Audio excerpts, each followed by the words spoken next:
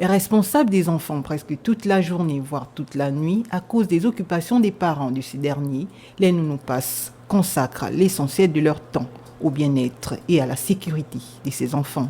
Et les nounous souvent sont parfois les aînés de certaines familles, par exemple qui ont pris soin de leurs cadets et qui naturellement ont cet instinct maternel-là.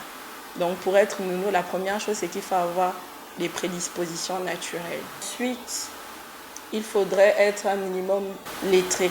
C'est important parce que les enfants peuvent avoir des maladies.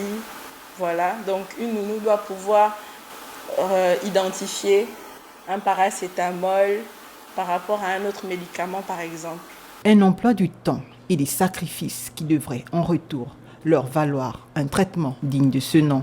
La nounou est cet employé-là qu'on considère facilement ou qu'on assimile facilement à une petite sœur parce qu'elle garde ce que vous avez de plus précieux, donc vos enfants. Mais malheureusement, pour certaines personnes ne valorisent pas tant leur nounou. Rémunéré au prorata de sa charge de travail, Rêve Ndossi revient sur les conditions inhérentes à ce type de boulot. Il y a les nounous à temps partiel, il y a les nounous logis nourris, donc les nounous qui sont là en permanence. Donc celles qui sont à plein temps, elles sont plus payées, par exemple, que celles qui sont à temps partiel. Le salaire de la nounou dépend aussi des tâches qu'elle a à accomplir. Quand elle est nounou, son travail, c'est de prendre soin de l'enfant et de tout ce qui concerne l'enfant.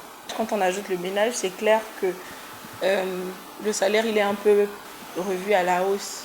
S'investir, être engagée, sérieuse, bienveillante, empathique et affectueuse, autant de qualités qu'il faut pour être une bonne nounou. Un travail souvent mal perçu et mal récompensé.